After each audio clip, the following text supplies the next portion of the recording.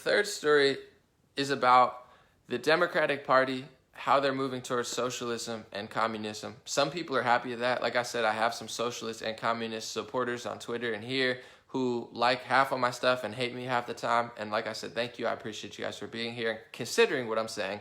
It all starts with consideration. If you can consider what I'm saying, take these ideas and put them up against other ones, that's half the battle. And then if you make a different decision at that point, that's fine.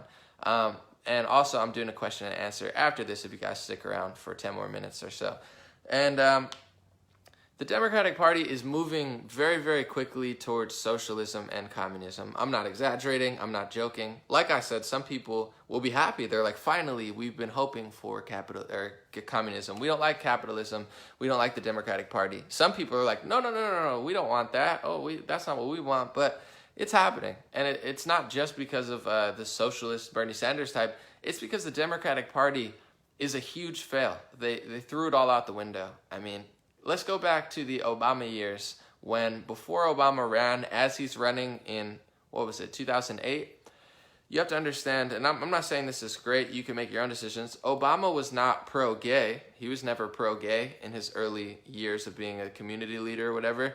He was not anti or pro-illegal immigration. None of them were. Chuck Schumer wasn't. Hillary wasn't. Obama wasn't. Obama deported more illegal immigrants than any president ever because that's just what you did. It's the law. Your job as commander-in-chief is to uphold the law. And if it's the law, that's your job. It's like being a security guard, but just letting everyone come through because you feel you want to act nice about it. It's never what the president did. So all of these new Democratic Party ideas are truly new. It's not something the Democratic Party has always embraced. For a long time, the two-party system was two wings of the same birds. We're going to start the same wars. We're going to roughly do the same capitalist stuff, mixed with a few social programs in there, mixed with a few extra welfare programs maybe in there, but they were never this crazy, even during the Obama years. As much as people dislike Obama, the Iran deal, Obamacare, which was a step towards that direction, a lot of the stuff, Obama's a sneak. He definitely weaves his way and didn't do too much because he didn't want to tell people what he was doing, so he snuck through pretty well. But to his credit, he did a lot of common sense things that Democrats just don't do anymore. Let's move on to the Hillary. So Obama, he's doing the same thing. He does the gay marriage thing. That's fine. He does Obamacare. Not so fine. He's moving towards cultural Marxism and socialism, communism very slowly. With Obamacare, very quickly. That's like a ticking time bomb. So he goes a little bit that way. Then Hillary comes along, and I guarantee you, just look at her record. They always called her a flip-flopper like baseball Mitt Romney. I don't know that she really even cared about, and I don't know her personally, but I don't know that she even really cared about anything that she was doing or saying. I think her team sat down, analyzed America, and thought, okay, we got a lot of Hispanics now, we got 12% black population, we got white women, maybe white men who are liberal. I think they really analyzed and were like, okay, we're going to really push the woman card, because if we can get all the women, that's 50% of the nation, or 55% of the nation, or I don't know how many percent, but it's roughly probably between 50 and 60% women. We're going to go for the Hispanics. We're going to go for the Muslims. We're going to go for that crowd. We're going to completely ignore the right-wing person. We're going to completely ignore the Bernie Sanders supporter. They did a bad job, but they honed in on the woman thing. So from a socialist, communist, cultural Marxist standpoint, I'm not even talking straight policy right now. They chose that. Obama went a little bit, not that far, and Hillary just played the victim, woman card, identity politics thing to try to get elected. If she got elected, I don't even know that they would have done all of this stuff. They probably would have done some of it, but all of this act that they're doing now, I'm not even sure that they really would have done that if Hillary won. I think it's just like a safety security guard of we lost, now what do? We can't admit that we lost, and we don't know how to regain power like a normal non-psychopathic person. So Trump wins the election, and they go further and further and further and further. And I'm going to talk about the Bernie socialist communist wing, Alexandria Ocasio-Cortez too in a second, but just hear me out. So they lose, and now the New York Times, the Washington Post, CNN, these mainstream liberal outlets that were always kind of socialist communist, but not really that much, they just went full on because they took on the idea of, okay, Donald Trump won, They believed into their own propaganda that they created. He's racist, sexist, mean, orange man bad, everything orange man doing bad. He's going to destroy the planet as quickly as possible, and we need to get him out and disagree with anything he does, because if you agree with orange man, he's bad. It's like Louis C.K. He makes a funny joke that makes sense. They say he's alt-right and then try to say he's bad. It's like, even if you're alt-right, even if you're Trump, even if you're Obama, not everything you say is wrong. If you play this creepy, weird game where you disagree with everything that anyone says ever, you're going to play yourself, because there's going to be similarities between all people in certain elements and many in others. So they just started doing the opposite of what Trump's doing. Even though they deported more illegals than anyone ever, Trump says he's pro-illegal immigration. They say they're anti-illegal, or I'm sorry, vice versa. They say all of a sudden, don't build a wall, even though they tried to build a wall unsuccessfully years later. So they've gone so far down the rabbit hole of cultural Marxism and socialist communist ideology in regards to just opposing everything that Trump's doing. I mean, you could say with the wars, some people would consider that right wing. I'm not sure, but now they're even more war hawkish than Trump. They have no, I guess, real reasoning for anything. They just want to do the opposite of Trump. So now what they've done, because they're so fake and dishonest and ridiculous, they've lost a lot of their demographic that's always been in the Democratic Party. They've lost the normal working class person. Trump has a lot of working class people. They've lost the person who just cares about unions. That's what Democrats are like, oh, they care about the unions more than Republicans.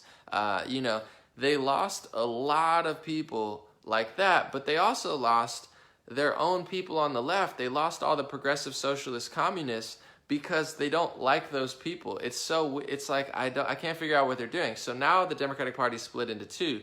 You have the old liars, like they don't even know what they're talking about, and no one likes them, rightfully so. The Nancy Pelosi's and the Chuck Schumers, these type of people, they're so unpopular on the right wing, obviously, but they're also really unpopular on the left. Like the Alexandria Ocasio-Cortez, Bernie Sanders type progressive socialist communists, they can't stand Nancy Pelosi. They can't stand Chuck Schumer.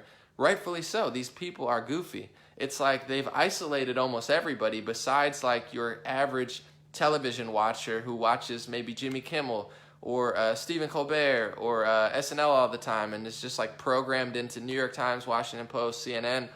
I would think that's all they have left. Like the resistance, which is, I believe, dwindling because it's really based on not a lot of good energy, not a lot of good facts, nothing really there. They're losing bad. They lost the election to Trump.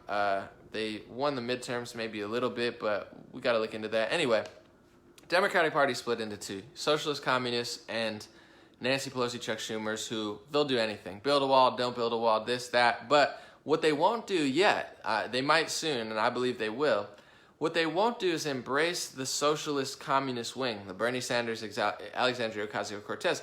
Maybe it's because they know in their heart that socialism and communism really is bad, and they never meant to destroy America. They just wanted to regain power. You know what I'm saying? And they know that that's really bad.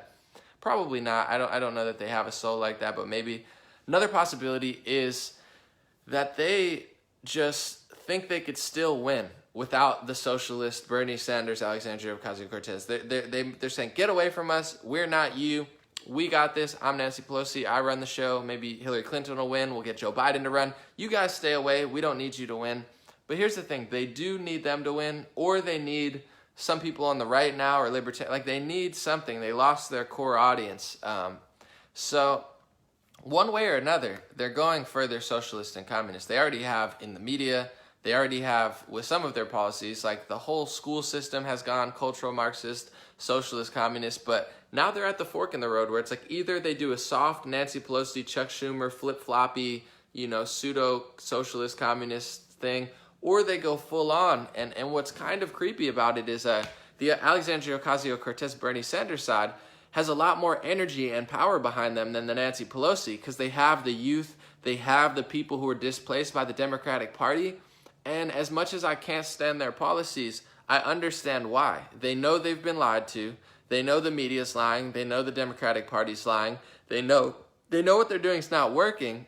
Nobody's listening to them. Nobody's talking to them. Nobody's having discussions. They're angry, upset, and they're not stopping. So I think that they may take over the Democratic Party, the Alexandria Ocasio-Cortez wing. I don't think they should. But I see why. People are like, I don't get why she's popular. It's because she's something. You know what I'm saying? Trump was something. I just like Trump. I think he was a really good something.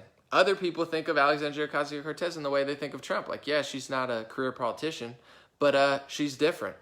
And she is different, albeit I say worse. But that's why it's happening. I'm just letting people know. I've said this for over a year, and it's aging well. And not a surprise. I'm sure there's people watching who said, Anomaly, I've seen this for decades, and I'm sure you have. But they're at a fork, and either they're going socialist and communist, or they're going social and communist. They sold out. They threw everything out, and they're probably going to get trampled by the new movement, and that is creepy to me. So what I'm spending a lot of this year doing, and I hope people do the same, and then we're going to do a question and answer for a couple minutes. When you see these ideas that you disagree with, don't attack people personally. Relax with the Alexandria Ocasio-Cortez memes that make you look like mean, that make no sense. That's self-serving. That's like, I feel good about myself. I think I'm a better person because I made fun of her. That's a total selfish move that only maybe helps you, probably doesn't even help you. You have to really go at the ideology. Before Alexandria Ocasio-Cortez started blocking my Instagram posts, I'd be like top comment every time because it was true and everyone agreed. But she started deleting them. People would see those and be like, oh, I never thought of it that way. A lot of people just don't know. You know, when I was 21, I didn't know about this stuff. If somebody would have done what I did in a respectful, kind way and said, listen, like, I'm not a racist, I'm not a sexist, I'm not an old person that's out of touch, but here's why these conservative values actually make more sense, and they're actually more pro-poor and pro-middle class and pro-freedom and pro-equality. I would have been like, oh, that makes sense. You know, no one gets convinced by hate and anger and just like misplaced, like goofy jokes that aren't even funny and have no, punchline to them. If you really want to help this insurgence that is really, really happening, and it is what it is, because at this point, the Democratic Party is a lost cause. It's like Libya or Syria, metaphorically. It's like they just left a power vacuum, and it's like a scrap over there, because there's no one willing to tell the truth, make sense, and they've lost connection with people. And they're instead of trying to gain it back, they're like trying to censor the internet, trying to do all this creepy stuff, because they're such narcissists. But try to do that. Try to have those conversations or share videos like that actually convince people, because we are dealing with a school system that is brainwashing people. Television, movies are brainwashing people. Young kids feel that way. As they get older, they usually smarten up, but not all do. Try to be effective if you really want to help. Thanks for listening. I'll do a question and answer real quick for like 20 minutes or so, maybe more, maybe less, and keep it moving. God bless you. God bless America. God bless your family. And God bless the free world and the not free world to get free.